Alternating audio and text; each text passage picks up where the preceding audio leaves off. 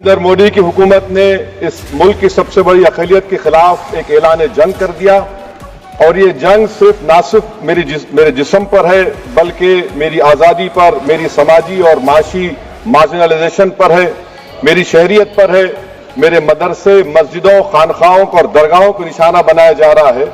और ये हुकूमत सच्चाई को नहीं बयान कर रही है कि ये तरमीमी बिल से मुसलमानों का तहफ़्फ़ुज़, तरक्की और गुर्बत का खात्मा होगा। ये सरासर झूठ है। सर, अगर आप आइन के आर्टिकल 14 को देखेंगे तो उसमें लिखा हुआ है इक्वल प्रोटेक्शन। अब आप देख लीजिए सर कि हिंदू, सिख और जैन को और बौद्ध को उनके एंडोमेंट में तहफ़्फ़ुज़ मिलेगा क्योंकि उनका एंडोमेंट बाय यूजर बरकरार है और उनका एडमिनिस्ट्रेशन उनके हाथ में होगा कि गैर हिंदू या गैर उनके मजहब का आदमी दान भी दे सकता है उनके लिए, और एंडोमेंट बोर्ड का तहफ़्फ़ुज़ भी मिलेगा क्योंकि उसके ऊपर ओवरराइडिंग क्लॉज अप्लाई नहीं होगा, लिमिटेशन का कानून उस पर अप्लाई नहीं होगा। उसके बरक्स अपोजिट आप देख लीजिए, मुस्लिम वक्फ को वक्फ बाय यूजर निकाल दिया गया।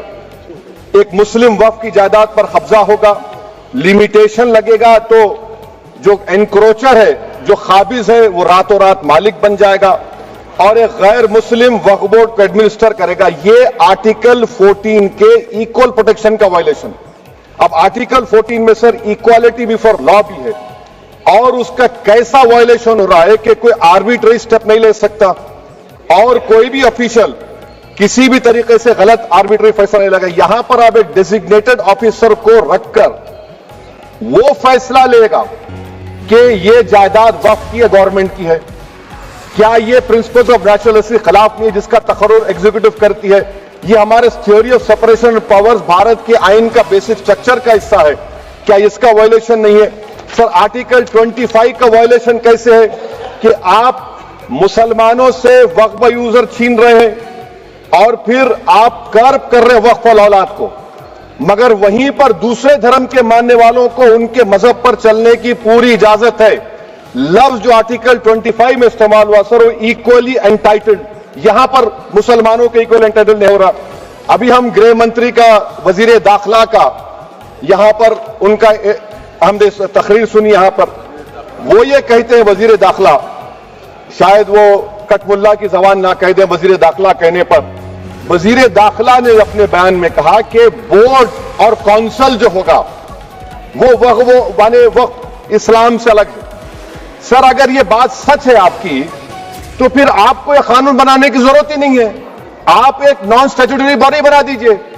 ये जो कानून बन रहा है ना सर, ये आर्टिकल 26 इसका सोर्स है और आर्टिकल 26 जब इसका सोर्स है तो आर्टिकल 26 का ABCD क्या कहता है कि रिलीजियस डिनोमिनेशन को अपने मजहब के अफेयर्स खुद चलाना, मूवेबल इमूवेबल प्रॉपर्टी को लेना और एडमिनिस्टर करना। जब हिंदू धर्म को, बौद्ध धर्म को, सिखों को यह राइट दिया गया है तो आप कैसे मुसलमानों से छीन रहे हैं? तो यह आर्टिकल 26 का ग्रेव वायलेशन है। तो सर, अब वक्फ बाय यूजर का मामला देखिए, मिनिस्टर साहब ने कहा कि एनक्रोचमेंट हो रहा है, 17,000 एनक्रोचमेंट हुए हैं। तो यही नरेंद्र मोदी की हुकूमत ने 2014 में उस वक्त के मंत्री ने एक Waqf properties eviction of unauthorised occupants bill को इंट्रोड्यूस किया। आपने विड्रॉ कर लिया 2024 में उसको। क्यों विड्रॉ किया सर आपने? जब आप मान रहे थे कि एनक्रोचमेंट हो रहा है तो आपने बिल को विड्रॉ कर लिया। अच्छा सर, अब वक्फ बाय यूजर को आपने निकाल दिया, माने कंडीशन क्या लगाए कि अगर उसमें डिस्प्यूट होगा और गवर्नमेंट प्रॉपर्टी होगी। सर, डिस्प्यूट तो है। मिसाल के तौर पर मोहिबुल्लाह साहब जिस मस्जिद के इमाम है, पार्लियामेंट के सामने मस्जिद है सर, 123 प्रॉपर्टीज में मस्जिद है, डिस्प्यूट चल रहा है। कल कलेक्टर या डिस्ट्रिक्ट ऑफिसर बोलेगा कि भाई साहब ये गवर्नमेंट प्रॉपर्टी है, स्टिकर लगा दिया जाएगा, मस्जिद बंद, गवर्नमेंट प्रॉपर्टी हो गई, होगी ना सर? अब ये बताइए, आप जब से यहां पर पूरे बीजेपी रूलिंग पार्टी हमको ज्ञान दे रहे हैं कुछ नहीं होगा, कुछ नहीं होगा, मैं दलील के साथ बता रहा हूं आपको। ये मस्जिद दिल्ली गवर्नमेंट बोलती हमारी है, वक्फ दिल्ली वक्फ बोलता हमारी है। तो सर, वक्फ बाय यूजर, अगर मैं अपनी गवर्नमेंट के खिलाफ वक्फ बोर्ड वक्फ बाय यूजर इस्तेमाल नहीं करेगा तो क्या है सर? अच्छा, ये अमेंडमेंट जब हो जाएगा तो मुझे कहने दीजिए सर, सिर्फ प्राचीन मंदिरों की हिफाजत होगी, मस्जिदों की नहीं होगी। अब सर आप आ जाइए, अगर डिस्प्यूट मेरा एंशिएंट मॉन्यूमेंट से वक्फ का, एक मिसाल दे रहा हूं, दिल्ली में 172 वक्फ प्रॉपर्टीज एएसआई कंट्रोल में, मैं तो हार ही गया वो, क्योंकि मेरे पास डॉक्यूमेंट नहीं है। आप कह रहे हैं कि डॉक्यूमेंट चढ़ाओ। अगर मेरा गवर्नमेंट से डिस्प्यूट चल रहा है, मैं तो क्लेम ही नहीं कर सकता, क्योंकि आप जज बनेंगे, आप ही फैसला करेंगे, और जब तक आप फैसला नहीं करते वो वक्फ की प्रॉपर्टी नहीं होगी। वो प्रोविजन डाल दिया आपने। अच्छा, अगर मेरा डिस्प्यूट एनक्रोचर से होगा सर, तो एनक्रोचर में तो आपने तो 107 को डिलीट कर दिया। आप रातों रात काबिज को, एनक्रोचर को मालिक बना रहे हैं। सर मैं ये पूछना चाहता हूं आपके जरिए हुकूमत से, एक मुंबई में एक बहुत बड़े दौलतमंद है, खोजा बरादरी का यतीम खाना था, उन्होंने 2004 या 5 में 22 करोड़ में खरीद लिया। वो केस सुप्रीम कोर्ट में कि आप उनको मालिक बनाना चाहती है लिमिटेशन एक्ट अप्लाई करके, हमको बताइए, हम जानना चाह रहे हैं। और सच्चर कमेटी ने सर 2007 में कहा कि दिल्ली के 123 प्रॉपर्टीज की मार्केट वैल्यू 6000 करोड़ की। आज हम 2025 में आ गए, क्यों आप उन प्रॉपर्टीज के खिलाफ पड़े हुए? 1976 में उस वक्त के वजीर आजम इंदिरा गांधी लेकर लिखा, इसको आप दे दीजिए, मगर आप उसको मानने को तैयार नहीं है। तो सर और एक जो झूठ फैलाया जा रहा है, management empowerment efficient development, sir this bill takes any management from the hands of Muslims, disempowers the waqf in comparison to any other stakeholder, takes away the efficiency of administration and hampers development. Waqf disempowerment in the name of efficiency, inefficiency is being created. The progress of development from pre-independence till today is thought to be destroyed.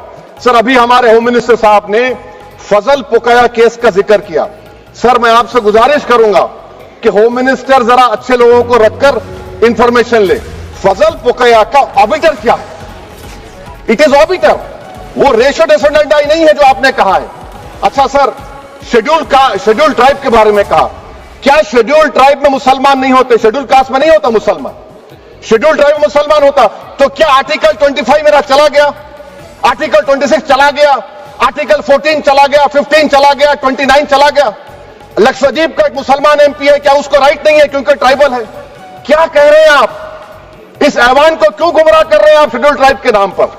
Sir और एक चीज जो आपको बता रहा हूं sir, अब आप जब आर्टिकल 26 से मेरा सोर्स है, तो आप सेंट्रल वक्फ काउंसिल में 22 में से 10-11 आप नॉन मुस्लिम को बना सकते हैं।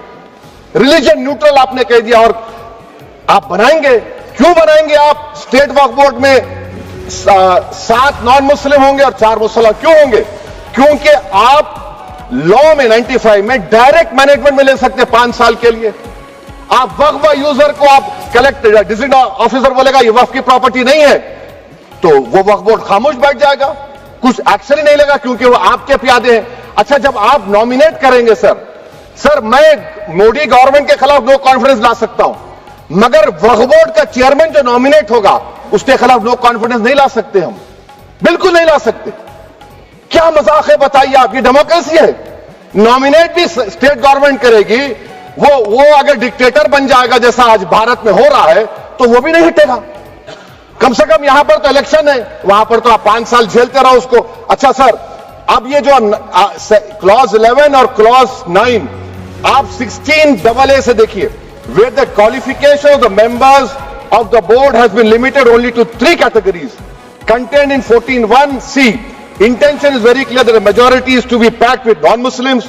So who will defend my interests, sir? If I cannot depend on the state waqf board, central waqf council, which are going to comprise non-Muslims, this in itself is a clear violation of Article 26, 14 and 15, sir. अच्छा sir, CO पहले 95 में था कि word मुस्लिम, आपने गायब कर दिया उसको। अरे आखिर क्यों इतनी नफरत है आपके लफ्ज मुसलमान से? अच्छा फिर क्या कह रहे हैं आप कि ये भी आर्टिकल 26 का वायलेशन है? सब जितने हिंदू धर्म के प्रॉपर्टीज है, सिख धर्म के, बौद्ध के हैं और आपके जैन के, वहां पर उन्हीं के मजहब का ऑफिसर होगा, और कहां पर नहीं होगा? वक्फ बोर्ड में।